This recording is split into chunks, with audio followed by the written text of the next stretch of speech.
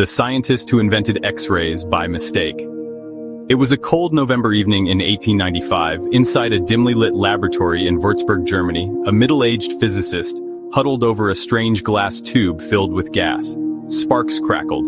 The room hummed with electricity, and then something impossible happened. Across the lab, on a bench where no light should have reached, a faint glow flickered on a piece of paper coated with fluorescent chemicals. The tube was wrapped in black cardboard. The glow should not have existed, yet it pulsed eerily in the dark, as if the walls themselves had become transparent. What Wilhelm Conrad Roentgen had stumbled upon that night would change medicine, science, and even warfare forever. But here's the twist. He hadn't set out to discover anything at all. What he found, by accident, was a window into the invisible, a way to look inside the human body without a single cut. And it all began with a mysterious shadow on the wall. The late 19th century was a golden age of physics. Laboratories across Europe buzzed with experiments on electricity, magnetism, and mysterious forms of radiation. The air was thick with curiosity and competition. Physicists were fascinated by cathode rays, streams of electrons produced inside evacuated glass tubes. Some saw them as little more than curiosities. Others believed they held the key to new forms of energy. Wilhelm Röntgen was not chasing glory. Born in 1845 in Lennep, Prussia, he had lived a quiet, disciplined life. He wasn't flashy, and he wasn't considered a genius by his peers.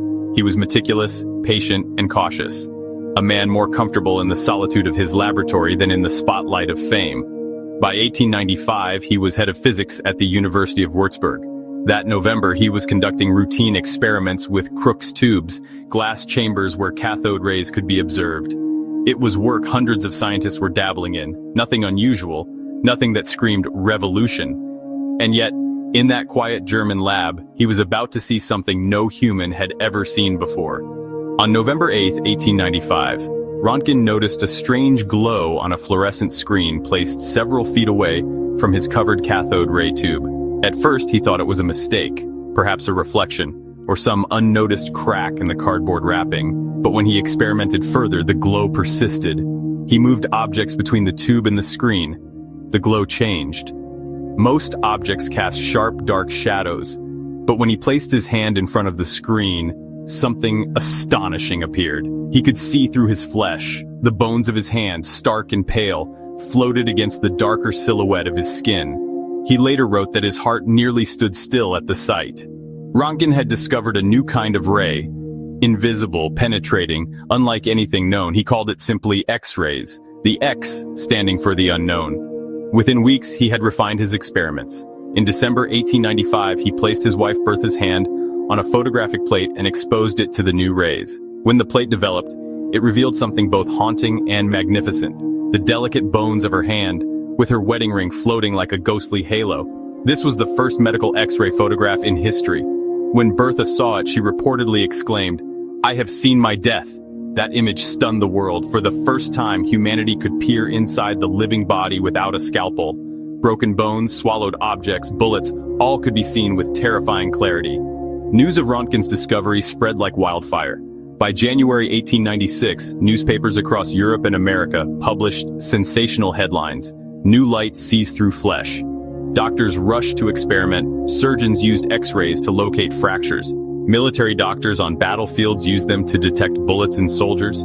By February, just 3 months after the discovery, hospitals in London, Paris, and New York were already using crude X-ray machines. It was perhaps the fastest adoption of a scientific breakthrough in history. But there was a dark side, too. Nobody yet understood the dangers of radiation. Early X-ray pioneers often exposed themselves without protection. Some developed burns, others suffered radiation poisoning. Decades later, many would die of cancer, martyrs of an invisible danger. In 1901, Wilhelm Röntgen received the very first Nobel Prize in physics. True to his modest nature, he refused to patent X-rays, insisting that this discovery belonged to humanity, not to him. He never became rich from his work. In fact, during World War I, inflation wiped out most of his savings. He died in 1923, relatively poor but forever immortalized as the man who accidentally unlocked the invisible world. Today, every airport scanner, every medical diagnosis, every dental checkup owes its existence to that November night in 1895, when a cautious German physicist saw a glow in the dark and refused to look away. But here's the question: Did Roentgen truly discover X-rays, or did he simply get lucky at the right moment? Historians point out that other scientists like Nikola Tesla, Philip Leonard, and William Crookes had observed strange penetrating rays from cathode tubes before 1895. Some had even produced faint photographic effects, but none pursued it with Roentgen's rigor. So was this a case of one man's brilliance, or the inevitability of discovery? Was the world destined to find X-rays with or without Roentgen? And deeper still, if so much of science comes from accidents, what does that say about human progress? Are our greatest breakthroughs born not from genius, but from chance?